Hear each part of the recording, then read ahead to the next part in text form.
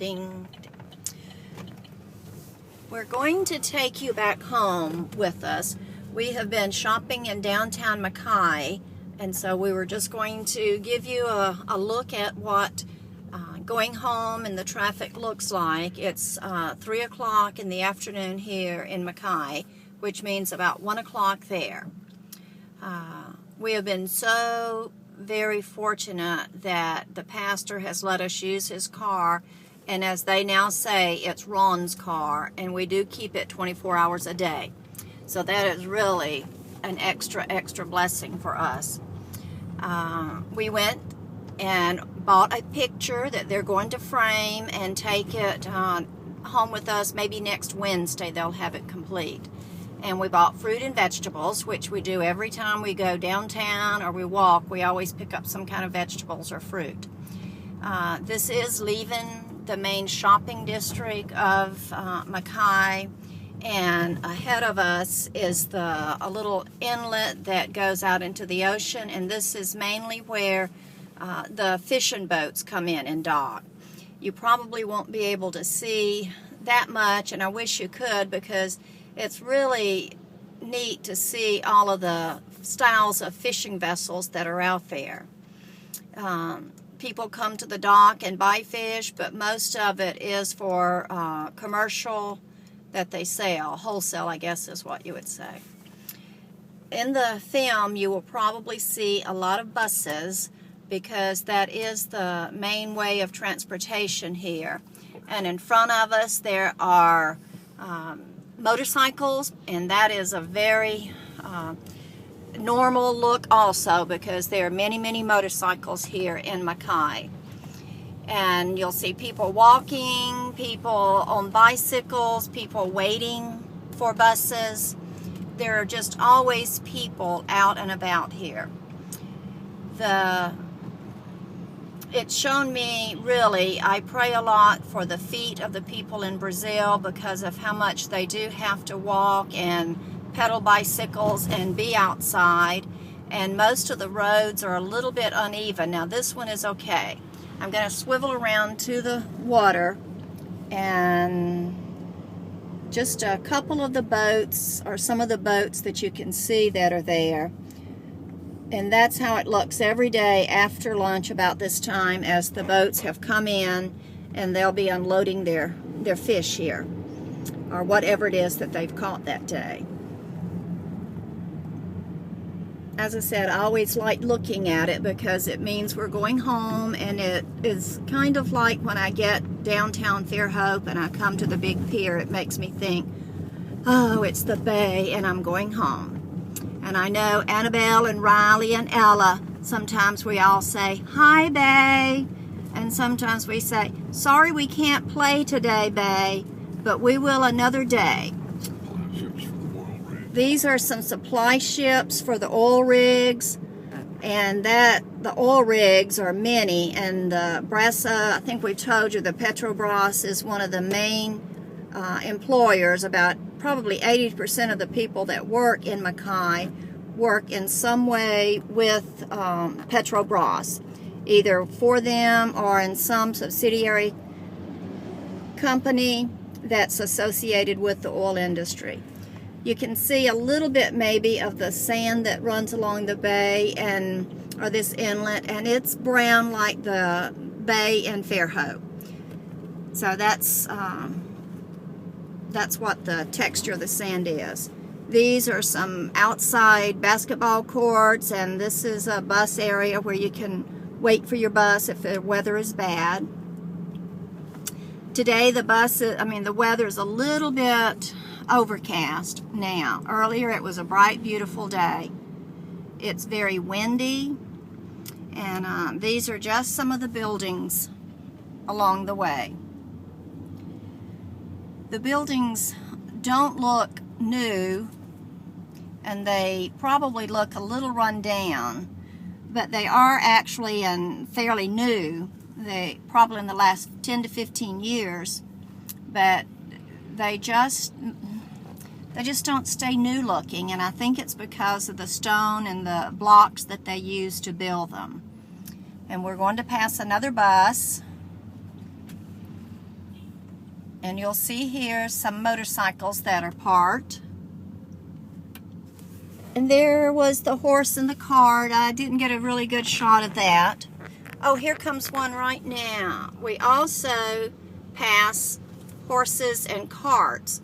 So I'll try to get a close-up of the horse and cart. There's so many things you have to watch for as you're driving.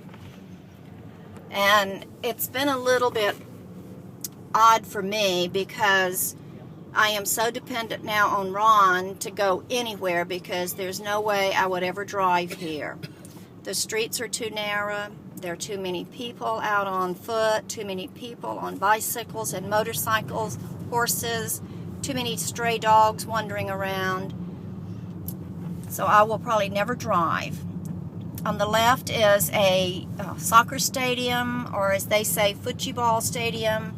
And as you know, Brazil's #1 sport is soccer, which they call football. Sorry the movement here, but here are some workers.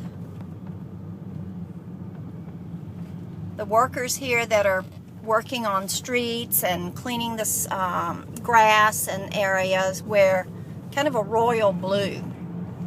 Looks like prisoner uniforms, but I don't think they're actually prisoners. More of the buildings.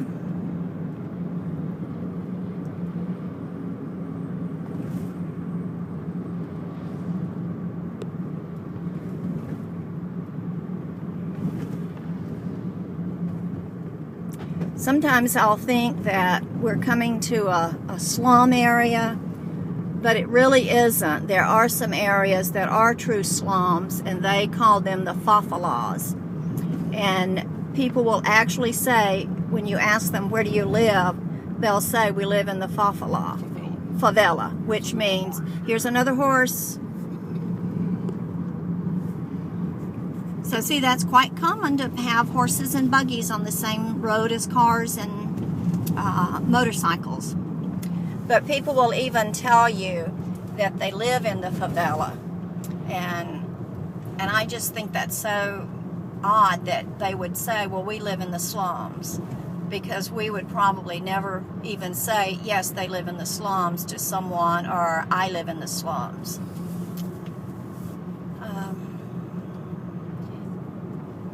Just more of the same here.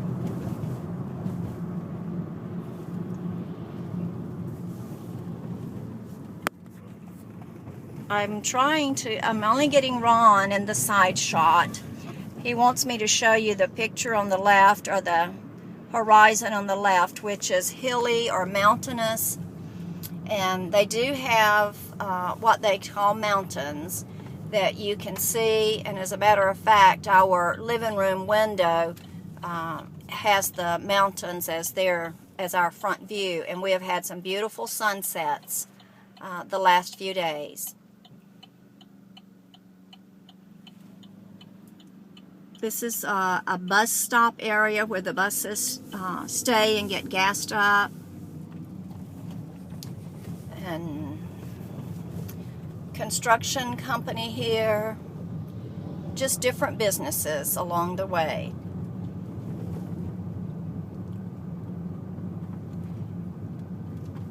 I think one reason that all the women here seem to look so good in their jeans is because they walk so much, and they are very strong looking, very lean looking.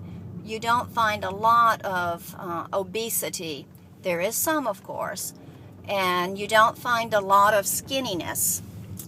Everyone is just healthy looking. They are a nice full size, but not fat.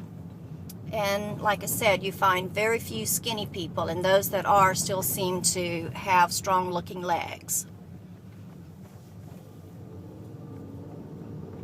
We are getting closer to what we call our area in Macae. And I think someone said that this is kind of a poor area of the city, but it's not like ghetto slums or anything like that. and we will be turning into our subdivision, which is Village Park, or Village Park as we would say. And got a little bit of pictures on the walls or that go around, and then you can see we have security 24 hours a day. And then this is our main avenue going into our home.